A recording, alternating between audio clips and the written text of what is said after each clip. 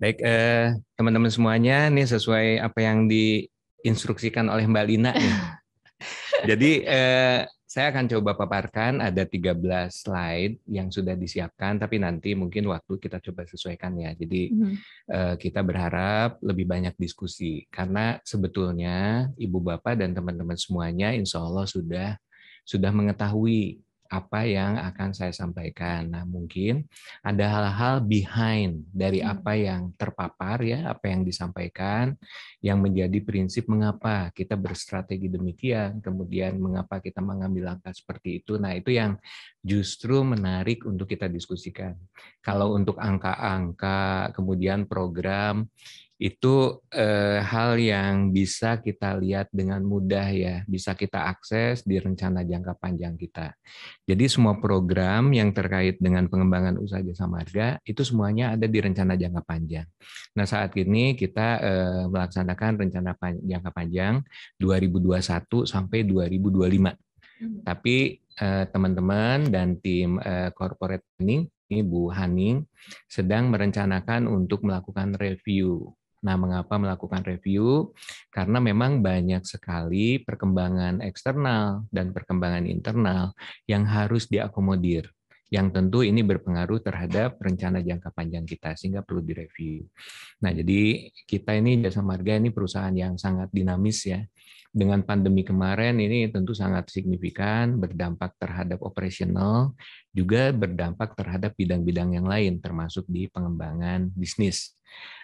Ada 13 slide ini, nanti waktunya perkiraan sekitar setengah jam, sebelum nanti kita berdiskusi selama 1 jam. Tapi nanti akan saya coba lihat yang kira-kira bisa dan sudah diketahui, ini nanti mungkin bisa saya skip. Kita mulai ke slide-nya. Jadi ada 4 hal yang ingin coba saya sharing di kesempatan sore ini.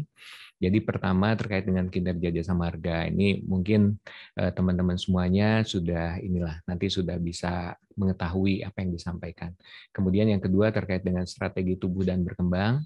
Nah, mengapa kita harus tumbuh dan berkembang? Karena kita harus menjaga keberlanjutan bisnis.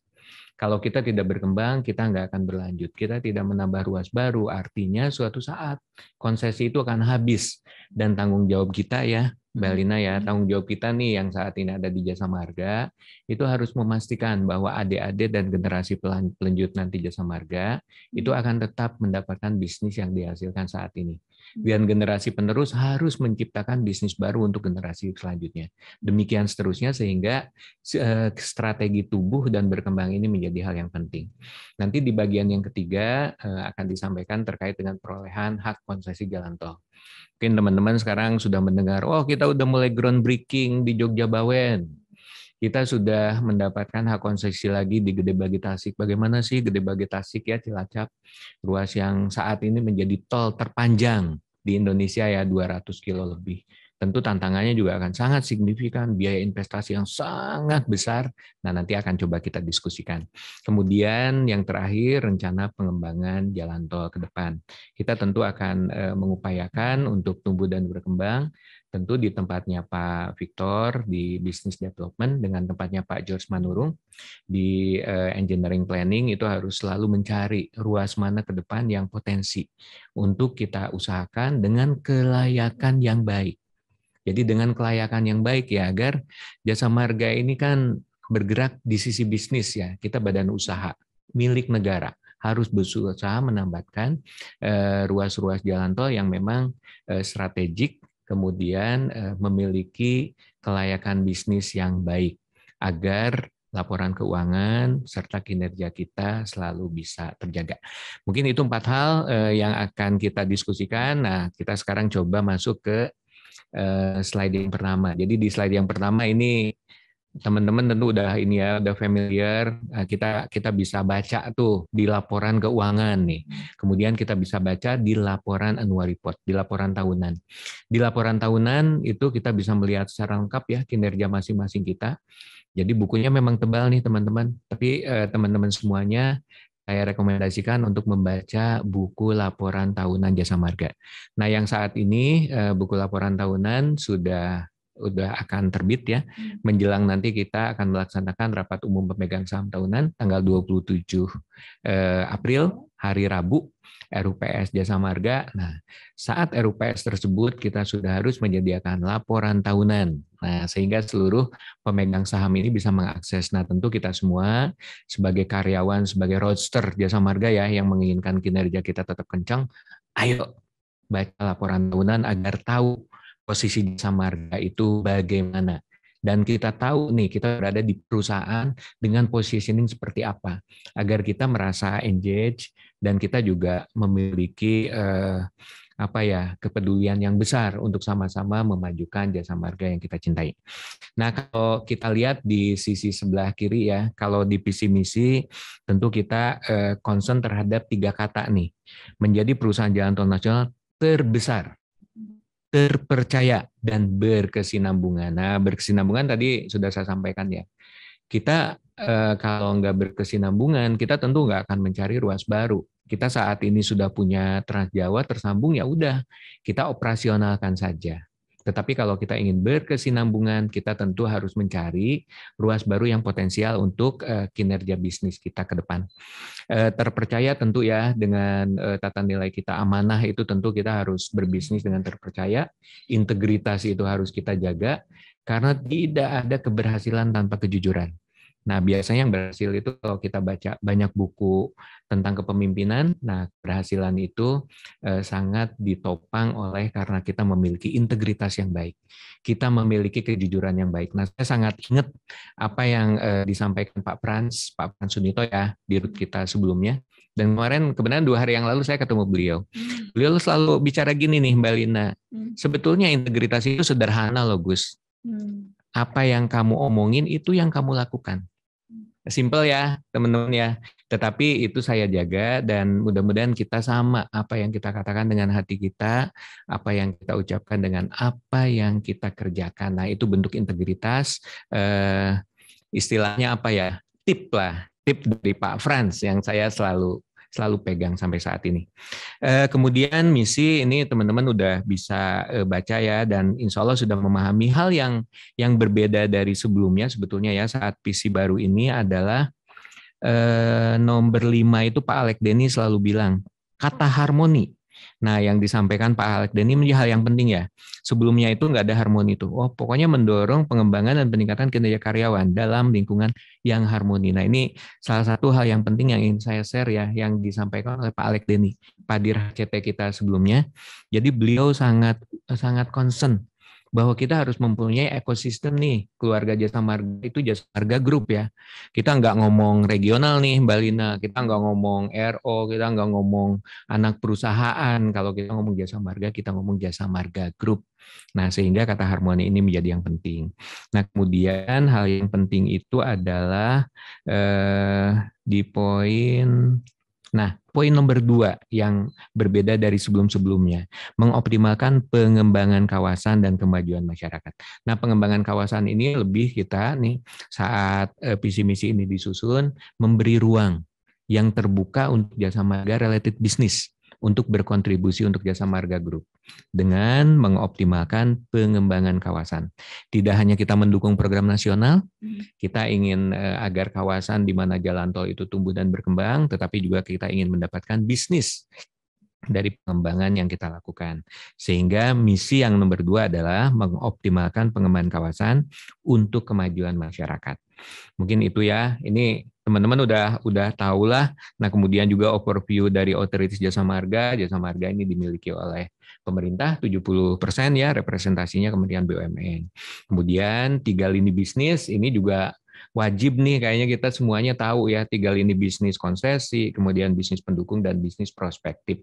Konsesi itu dilakukan oleh seluruh regional dan anak perusahaan pengembang jalan tol ya, anak perusahaan jalan tol APJT. Kemudian pendukung operasi ini timnya Pak Dwi ini dengan timnya Pak Riki, dengan timnya satu lagi JMTM Pak Rudi Hardiansah di pendukung operasi. Nah, kemudian satu lagi bisnis prospektif di tempatnya Pak Dian Takdir di JMRB. Jadi 3 lini bisnis ini harus kita pahami, Karena nanti pembagian aset owner, aset manager, service provider itu diturunkan dari lini bisnis ini. Nah, sangat penting teman-teman untuk memahami rencana jangka panjang perusahaan. Karena sebetulnya apa yang saya sampaikan ini turunan dari rencana jangka panjang perusahaan. Oke, untuk selanjutnya kinerja mungkin saya skip aja ya. Kita pangsa pasarnya masih mayoritas, kemudian panjang jalan tol kita sudah 1.259. Nah, hal yang perlu disampaikan nih teman-teman semuanya, tahun 2016, awal 2017 saya masih ingat, saya masih corporate secretary saat itu. Jadi saya selalu ngomong ke media, panjang jalan tol Jasa Marga 612 km. Nah, sekarang saya ngomongnya udah agak lumayan nih, udah di atas 1.000 gitu. Nah, jadi saat ini alhamdulillah kita sudah 1.259, artinya dalam 4 tahun ke belakang, 4 tahun kemarin ya, 4 tahun terakhir, kita sudah mendobling bisnis kita dari 612 menjadi 1.200. Ini pencapaian yang sangat signifikan. Jadi kita bisa ngitung dari tahun 78 sampai dengan tahun 2016, panjang jalan tol kita 600 kilo dalam sekian tahun ya. Tetapi 2017 sampai 2021 panjang jalan tol kita bertambah juga 600 kilo. Nah, mengapa? Karena banyak sekali kebijakan yang mendukung untuk itu, undang-undang pembebasan lahan dan sebagainya. Tentu kendala untuk mengkonstruksi di tahun-tahun dulu itu tentu lebih besar dibandingkan dengan saat ini di mana regulasi sudah lebih baik. Nah, itu kita manfaatkan dengan baik sehingga kita bisa merealisasikan doubling bisnis. Ini alhamdulillah. Nah, mudah-mudahan nih kalau kita lihat nih, konsesi kita itu kalau yang 13 ruas 2044. Nah, kalau konsesi yang baru ini udah di atas 2050. Artinya 30-40 tahun ke depan itu adik-adik kita mudah-mudahan sudah mendapatkan bisnis dari apa yang diciptakan saat ini. Dan tanggung jawab saya di pengembangan usaha untuk memastikan kita mendapatkan ruas jalan tol dengan kelayakan yang baik. Untuk yang jalan tol yang saat ini punya banyak kendala, tentu tugas kita semua ya, tugas saya juga dengan tim, itu untuk memastikan bagaimana agar kelayakannya baik.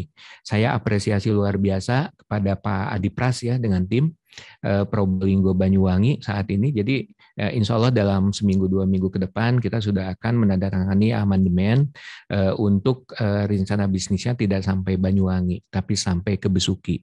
Dari yang sebelumnya 172 kilo yang ruasnya mungkin masih perkembangannya masih perlu waktu ya sampai ke Banyuwangi. Wah, itu sangat berat lah kelayakannya. Nah, alhamdulillah sudah bisa komunikasi dengan BPJT sampai dengan Besuki. Besuki kita yakini masih dari sisi volume lalu lintas dan sisi pendukung pengembangan kawasan itu mendukung untuk kelayakan yang lebih baik, insya Allah ya. Terusnya kita lanjut juga ke saat ini kita sudah punya konsesi baru ya. Jadi ada Gede Bage Tasik Malaya Cilacap yang cukup viral ini nih. Jadi di BPJT, di BUJT itu kayaknya Jasa Marga Gede Bage Tasik Cilacap di kalangan perbankan juga ini sangat jadi pembicaraan karena investasi yang sangat besar dengan ruas jalan tol yang panjang. Kita lanjut dan mungkin nanti banyak yang skip ya karena waktunya juga sudah cukup panjang. Jadi teman-teman semuanya kalau kita ngelihat apa yang saya sampaikan dalam bentuk mapping ya, kita ada di Sumatera, kemudian di Kalimantan, Sulawesi, kemudian di Jawa dan Bali. Ada PR kita di Manado Bitung.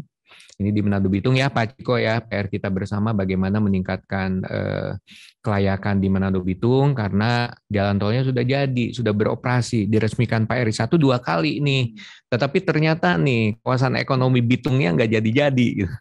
Kemudian pelabuhan Bitungnya nggak berkembang. Nah, ini tantangan buat kita semua nanti dikomandani Pak Ciko, disupport dari kantor pusat untuk kita coba mengupayakan terkait dengan ini. Insya Allah ada solusinya. Mudah-mudahan kita bisa lanjuti dan kita bisa meningkatkan kelayakan Manado Bitung. Demikian juga Balikpapan Samarinda. Balikpapan Samarinda dibanding dengan Manado Bitung sebetulnya lebih prospek karena ada ibu kota negara sehingga pengembangan kawasan di Balikpapan Samarinda tentu saja akan lebih terdorong gitu ya dibanding dengan memang Manado Bitung yang agak di pinggir dan ditopang oleh kawasan industri yang saat ini memang belum. belum berkembang. Lanjut kita ke slide selanjutnya. Di sini proyek Jalan Tol Jasa Marga. Ini sebetulnya detail dari peta tadi ya untuk masing-masing ruasnya. Kata kunci mungkin yang bisa kita lihat di sebelah kanan ada pie diagram. Itu bahwa struktur pendanaan untuk mengusahakan suatu ruas jalan tol itu 30% dengan ekuitas dan 70% dengan pinjaman. Nah, pinjaman ini dilakukan di level anak. Jadi Ibu Bapak semuanya, kalau kita mengusahakan ruas jalan tol baru misalnya contohnya kita akan ke depan sedang mengusahakan akses Patimban ya. Akses Patimban ini lagi diinisiasi Pak Victor tendernya. Akses Patimban itu akan diusahakan 30% didanai dari seluruh pemegang saham, kemudian 70% nanti akan pinjaman. Nah, pinjaman dilakukan oleh siapa? Pinjaman dilakukan oleh BUJT-nya, dilakukan oleh nanti anak perusahaan ya akses Patimban apabila kita nanti diputuskan sebagai pemenang oleh BPJT ya. Nah, kemudian yang 30% ini dari masing-masing pemegang saham. Nah, tapi jangan lupa juga ini teman-teman semuanya, 30% pun kadang-kadang kita pinjam. Jadi sebetulnya amazing nih bisnisnya Jasa Marga itu kita memiliki Trans Jawa ya, tetapi sebetulnya kita tidak punya modal yang cukup untuk kita gitu. Kita mendanai dari equity pinjaman sebagian, kemudian 70% di level anak juga pinjaman gitu. Tapi jalan tolnya jadi dan menghasilkan. Kita itu punya aset setelah jadi gitu. Jadi sebelum apa-apa kita nggak punya aset nih. Kita pinjam, kemudian jadi jalan tol, akhirnya itu jadi aset konsesi. Nah ini mudah-mudahan selalu kita jaga ya, bahwa dari kita nggak punya, nih menjadi punya aset. Sehingga bisnisnya memang memerlukan benar-benar pengendalian yang baik. Jadi kita tentu saat meminjam ini harus memperhatikan kemampuan. Bagaimana covenant-nya dijaga, ini tempatnya Bu Haning nih. Jadi di tempatnya Bu Haning cukup mumet nih ya. Permintaan dan harapan pemerintah demikian besar, tetapi kita tentu harus menyampaikan bahwa kita juga punya keterbatasan dalam sisi finansial. Sehingga apabila kita keinginannya ibaratnya ya besar pasak dari tiang tuh.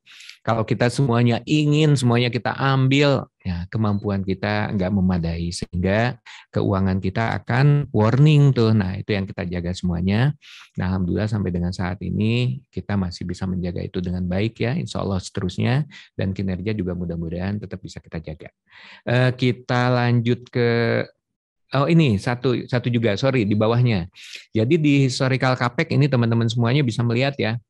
Jadi apa yang kita realisasikan di Trans Jawa ya selama 4 tahun belakangan itu representasi dari apa yang kita alokasikan di CAPEX. Di CAPEX 2020 itu sangat tinggi ya karena penyelesaian semua proyek Trans Jawa sampai tersambung dari 2017. Nah, kita lihat nih di 2021 itu sampai dengan bulan ke-9 itu CAPEX-nya hanya 2,5 triliun. Dan mungkin nanti di akhir tahun juga kenaikannya juga mungkin tidak akan lebih dari 5 triliun. Sedangkan di tahun 2020 ini 22 triliun. Apa artinya? Artinya bahwa kita ini sedang membalancing. Jadi kalau sampai dengan 2020 ini strategi sesuai rencana jangka panjang itu strateginya ekspansi nih, kita ayo selesaikan sampai jadi dan alhamdulillah udah jadi. Nah, mulai 2021 sampai 2025 strategi bisnisnya adalah balancing. Membalancing antara kita tetap tumbuh dengan bagaimana kinerja keuangan kita tetap terjaga. Nah, ini terrepresentasi dengan CAPEX-nya. Jadi kalau CAPEX-nya turun, itu berarti memang kita ekspansinya sudah tidak sekencang 4 tahun sebelumnya. Nanti kalau di depan ada tambahan-tambahan, itu tentu tidak akan sesignifikan 4 tahun belakangan. Itu karena kita dalam rangka membalancing, sehingga kinerja keuangan kita tetap terjaga, tetapi kita tetap tumbuh dan berkembang sesuai visi dan misi. Oke, kita lanjut ya. Ini udah setengah jam nih. Oke, nah kemudian strategi tumbuh dan berkembang ini teman-teman, ibu bapak semuanya, ini semuanya ada di RJPP kita. Teman-teman dan kita semua nih, saya juga ini harus memahami ini. Kalau kita ingin memahami Jasa Marga, ya kita pelajari rencana jangka panjang perusahaan. Dan kita harus ketat dan mengendalikan rencana jangka panjang itu. Artinya kalau ada perubahan rencana bisnis, ya direvisi rencana jangka panjangnya. Tapi kalau enggak, artinya kita harus patuh terhadap rencana jangka panjang. Kalau kita melenceng, nggak sesuai, ya nanti kita nggak bisa tuh mengendalikan apa yang terjadi ke depan. Dan sangat signifikan resikonya kalau kita tidak melaksanakan sesuai dengan rencana jangka panjang. Nomor satu resiko, nomor dua tentu GCG-nya juga tidak baik ya. Ini teman-teman mungkin bisa baca ya, kita memang fokus di ada perbaikan fundamental, pengembangan bisnis inti, dan pengembangan bisnis terkait. Ini terkait dengan apa yang tadi disampaikan di depan. Kemudian strategi tumbuh dan berkembang. Nah, satu poin yang kalau dari slide selanjutnya kita lihat nih, di strategi tumbuh dan berkembang, itu butir dua ya, memiliki proyek dan investasi secara selektif. Ini teman-teman semuanya, saya di pengembangan usaha ini baru dari bulan Desember ya, jadi baru sekitar 3 bulan ya, Mbak Linda. Tapi hari pertama saya di pengembangan usaha itu, saya nggak ke kantor tuh. Pas mau ke kantor, udah langsung Pak Dirut, Pak Agus, langsung ke BPJT. Dari BPJT balik kantor, ke sini, ke sana, sampai malam saya di luar kantor. Nah, ini sangat berbeda dengan waktu saya di bisnis. Di bisnis ini bagaimana mengendalikan EBITDA ya. Jadi saya lebih banyak berkomunikasi dengan teman-teman nih semuanya. Jadi dengan regional, kemudian dengan teman-teman kantor pusat. Nah, tapi di pengembangan usaha ini sangat banyak berkomunikasi dengan eksternal. Jadi ternyata saya lihat semuanya tuh mengandalkan banget jasa marga. Pemerintah apa-apa jasa marga. Perbaikan jalan akses nih, udah jasa marga tambah lingkup gitu. Kemudian ada ruas baru, ini dari puncak kemarin nih. Masyarakat komplain, macet total ya puncak. Udah ayo jasa marga inisiasi, bangun dari Caringin. Jadi semuanya jasa marga, dan banyak juga mitra-mitra lain yang sudah punya unsolicited di ruas lain ngajak ke jasa marga.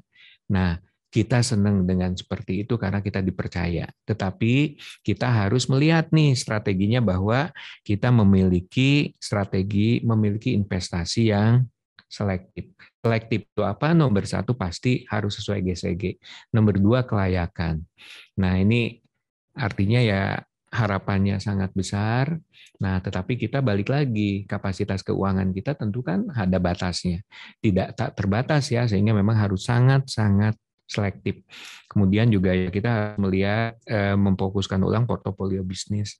Bagaimana kita mereview yang ada di Probolinggo Banyuwangi, bagaimana nanti di Manado Bitung, bagaimana di Balikpapan Samarinda, ini bagaimana nih Kang Adi Karang di Bali ya. Di Bali ini saat ini memang trafficnya menurun drastis karena wisata di Bali-nya juga turun ya, sekarang udah mulai berkembang kembali. Kemudian ada ruas-ruas non-tol yang baik sehingga volume lintas jalan tol Bali menurun. Tetapi pemerintah minta kita untuk mensupport untuk G20. Nah, itu biayanya juga signifikan, sangat besar. Nah, jadi bagaimana kita harus selalu mereview ya rencana bisnis kita untuk mencune-inkan agar di level anak perusahaan sesuai dengan rencana bisnis sesuai PPJT. Nah, di level induk ini Bu Haning dengan tim, kita semuanya harus memastikan bahwa rencana panjang itu tetap bisa kita raih. Nah, untuk slide selanjutnya, ini mungkin hanya yang bawah ya. Jadi informasi bahwa saat ini sedang melakukan proses tender, kita mengikuti proses tender untuk akses Patimban, kemudian JOR 3. JOR 3 ini ada yang di barat, yaitu Bogor Serpong. Jadi Bogor Serpong ini menyambung dari tempatnya Pak Dedi nih, di Bogor Ring Road ya, sampai ke Serpong. Jadi menyambung, ini bagian ring selanjutnya dari JOR 3. Jadi kalau JOR 1 itu sebenarnya inner ya, tol kota. Kemudian ada JOR itu untuk yang dari tempatnya Pak Ari Wibowo ya, kemudian sampai ke Cikunir dan terus ke akses Priok, kemudian JOR 2 itu yang saat ini sebagian masih dalam konstruksi tempatnya Bu Mirza ya. Di Bu Truli sudah selesai, di Bu Rini sudah selesai. Nah, ke arah timurnya nih yang waskita belum selesai. Nah, yang dua Bogor Serpong dengan Sentul Selatan adalah ring selanjutnya dari JOR tadi. Secara kelayakan kalau di Jabotabek tentu sangat baik. Tetapi balik lagi memang kita harus mengupayakan agar kita menjaga strateginya, kinerja keuangan kita tetap terjaga ya, kemampuan keuangan kita bisa terjaga. Untuk slide selanjutnya, ini bisa dibaca, ini tahapan pengusahaan jalan tol ya. Ini kalau teman-teman insya Allah udah memahami semuanya. Kemudian juga slide selanjutnya ini karakteristik investasi jalan tol. Nah, karakteristik investasi jalan tol ini di slide di halaman 10 itu kita bisa lihat. Ini kalau yang di pengembangan jalan tol tentu sudah sangat familiar ya.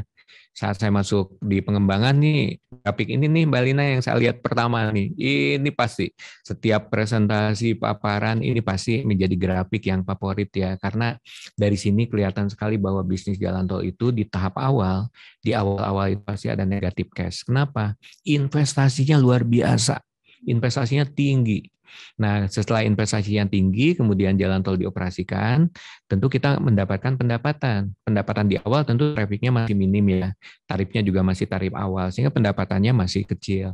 Kemudian dengan waktu berkembang, akan ada kenaikan penyesuaian setiap 2 tahun, kemudian juga ada pengembangan wilayah, ada generate traffic, ada pertumbuhan, sehingga semakin bertambah tahun, insya Allah pendapatan menangkat signifikan. Sebagaimana ini Trans Jawa, insya Allah juga baik kinerjanya.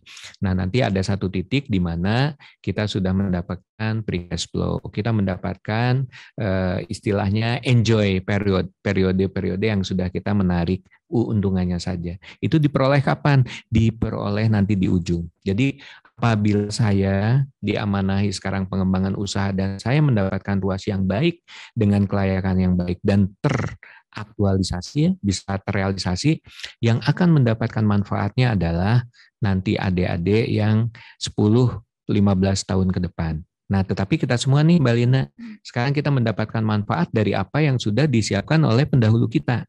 Nah, jadi kita bekerja untuk generasi selanjutnya dan kita mendapatkan, kita ada di posisi saat ini itu atas kinerja dan apa yang sudah didedikasikan oleh pendahulu kita. Sehingga kita harus jaga amanah ini dan kita pastikan Jasa Marga semakin berkembang ya. Nah, saat ini agak di luar nih. Kalau saya melihat selain kepercayaan pada Jasa Marga luar biasa, juga kepercayaan dari Kementerian BUMN juga sangat besar ya. Kita bisa melihat di internal kita, saya seluruh waktu saya bekerja itu kan dari awal itu di Jasa Marga. Pak Reza juga demikian, Bu Fitri juga demikian, Pak Dirut juga demikian, Pak Bagus juga demikian.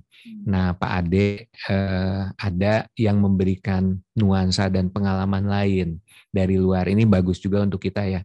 Untuk kita senantiasa juga melihat keluar dan dapat masukan dari beliau. Tetapi dengan ada 5 BOD saat ini di Jasa Marga itu sudah mengimplementasikan bahwa Kementerian BUMN mempercayakan Jasa Marga kepada talent-talent dari dalam. Nah, mudah-mudahan untuk selanjutnya dalam waktu ya mungkin nanti juga berganti ya, saya berganti, mudah-mudahan juga pengganti saya nanti dari internal Jasa Marga, insya Allah. Jadi kepercayaannya luar biasa. Kemudian juga kemarin Kang Adri ya sudah diamanahi jadi Dirkeu-nya di HK, luar biasa. Bu Vera di ADI, Bu Ayu di Wika, kemudian juga ada Bu Lucy di Surveyor Indonesia. Wah, ini sudah merupakan kepercayaan. Dan tambah lagi nih, kemarin Pak Ismail Arsal, Dirut Bukit Asam, Pak Doni, kemudian Dirut di Holding Semen, ada juga Pak Kus ya, dulu sempat Pertamina, Pak Alek Deni, sempat jadi deputi. Jadi insya Allah kita sudah mendapatkan kepercayaan yang baik dan kita jaga agar bisnis dan kinerja kita semakin membaik. Oke, kita lanjut ke selanjutnya. Ini mungkin saya skip aja. Kemudian ada ruas potensial RBP 2021-2025. Nah, ini di RJPP tercantum ada 7 ruas yang saat ini menjadi tanggung jawab pengembangan usaha ya di tempat saya untuk direalisasikan dan sudah mulai berjalan di tahun 2021 sampai 2025. Yang pertama adalah Ciranjang Padalarang. Ini Ciranjang Padalarang sudah akan kita komunikasikan dengan BPJT, ini penambahan lingkup dari Cipularang. Nah, jadi saat ini mungkin kalau kita melihat di sekitaran Padalarangnya sangat baik, tetapi menuju ke arah Ciranjang di Cianjur itu memang pengembangannya belum. Sehingga kita akan upayakan ya untuk tidak segera sebetulnya, tetapi masih di koridor 2021-2025. Nah, ini sangat juga terdukung apabila dari Ciranjang itu ada ruas tol yang sekarang kalau ngelihat di sistem jaringan Bina Marga itu nyambung sampai Cianjur. Kemudian Cianjur nyambung sampai Caringin. Nah, Caringin ke Salabenda dan seterusnya. Sehingga sebetulnya Ciranjang Padalarang ini akan baik apabila secara sistemnya itu sudah tersambung ke Cianjur, ke Bogor. Jadi ruasnya apabila terputus memang dari sisi kelayakannya memang kurang mendukung. Nah ini masih dalam tahap kajian. Kemudian Gede Bage Tasikmalaya Cilacap ini kita sudah mendapatkan konsesinya di awal tahun lalu. Kemudian akses Patimban sekarang dalam proses tender sudah memasukkan untuk prakualifikasi. Yang membedakan akses Patimban ini teman-teman semuanya, di akses Patimban itu 24 kilo akan dibangun oleh pemerintah. Dan sekitar 12 kiloan itu akan dibangun oleh badan usaha. Tetapi setelah dioperasikan, seluruh pendapatan yang diperoleh dari 12/24 itu menjadi hak badan usaha. Nah ini cukup baik karena sebelumnya kan 36 kilo itu seluruhnya dari kewajiban badan usaha. Kalau sekarang 12 kilo itu kewajiban badan usaha, 24 kilo itu penyertaan dari pemerintah yang akan dibangun oleh JIKA. Jadi sisi kelayakannya insya Allah ini memenuhi kriteria ya sesuai dengan yang ada di Jasa Marga aturan di Komite Investasi. Kemudian yang nomor 4 nih Sentul Selatan Kerawang Barat ini JOR 3 ya di sisi timur. Kemudian Bogor Serpong ini JOR 3 di sisi barat yang tadi saya sampaikan. Kemudian sebetulnya di koridor kita masih ada Salabenda Caringin yang masih kita evaluasi. Kemudian juga Tuban Gresik Lamongan. Nah, Tuban Gresik Lamongan ini di bulan yang lalu sudah kita sampaikan ke BPJT, ke Direktorat Jenderal Pembiayaan untuk unsolicited-nya kita lepas. Mengapa kita lepas? Karena unsolicited ya, program Pemprakarsa itu pembebasan lahan biayanya oleh Pemprakarsa, itu satu. Kemudian yang kedua, sebetulnya Tuban Gresik Lamongan ini ada di sebelah utara ruas tol Trans Jawa kita. Jadi memang head to head nih dengan Trans Jawa kita. Jadi kalau dari sisi kelayakan bisnis kita melihatnya ruas tersebut bisa ada ruas-ruas lain yang lebih baik sehingga kita sudah menyampaikan surat kepada pemerintah bahwa Tuban Gresik Lamongan ini unsolicited-nya itu kita kembalikan ke pemerintah. Mungkin ada 6 ruas ya yang saat ini akan kita handle. Salabenda ini masih kita evaluasi, tapi 1-5 ini insya Allah akan berjalan. Sentul Selatan sampai Kerawang Barat ini sedang dievaluasi, ada pendalaman dari sisi kondisi tanahnya yang memang sangat signifikan nih. Jadi di sepanjang koridor ini teman-teman pengembangan tentu tahu ya, Sentul Selatan dari Kerawang itu sepanjang rencananya itu semuanya clay seal. Jadi ini sedang kita mitigasi resikonya dan kita sedang evaluasi kelanjutan terkait dengan ruas dari Sentul Selatan Kerawang Barat.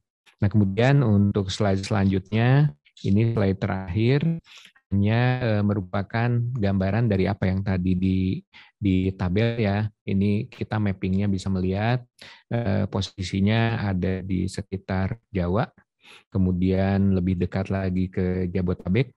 Memang dari sisi kelayakannya apabila ada di Jabotabek dan ada di Jawa itu lebih mendukung karena pengembangan wilayahnya sudah baik, trafficnya baik sehingga kelayakan proyeknya lebih diharapkan mendukung. Mungkin itu teman-teman semuanya sebagai pengantar kita untuk diskusi ya. Saya sudah menghabiskan waktu 40 menit nih Mbak Lina, hampir 40 menit. Mudah-mudahan nanti kita bisa berdiskusi lebih mendalam. Diskusinya bisa teknis, juga bisa prinsip-prinsip dan strategi yang mudah-mudahan bisa menjadi tambahan tambahan pemahaman lah untuk kita semua ya. Karena kadang-kadang di tataran strategik itu di level kita semua suka bertanya, loh kenapa ini seperti ini, kenapa ini seperti ini. Nah, ada hal-hal yang mungkin perlu di-share, perlu didiskusikan, dan perlu dikomunikasikan agar kita semua memahami. Jadi kita bekerja di Jasa Marga di bidang tugasnya masing-masing, tentu kita semua memahami bahwa kita harus tahu apa yang kita kerjakan. Jadi kalau misalnya semakin di direksi ini kan pressure untuk melaksanakan ruas baru itu kan sangat tinggi ya. Nah kalau kita tidak memahami RJPP, kita tidak tahu strateginya, ya semuanya iya gitu. Nanti bagaimana kondisi keuangan kita, bagaimana kelayakannya, bagaimana pertanggungjawaban untuk nanti next gitu ya. Nah itu mungkin yang harus kita coba lihat, coba kita kaji agar kita memang bisa berstrategi, kemudian berkinerja yang keseluruhannya bisa mendukung kinerja jasa marga saat ini dan seterusnya. Mungkin demikian Mbak Lina, mudah-mudahan nanti diskusinya bisa lebih mendalami dari apa yang tadi disampaikan. Oke, makasih Mbak Lina.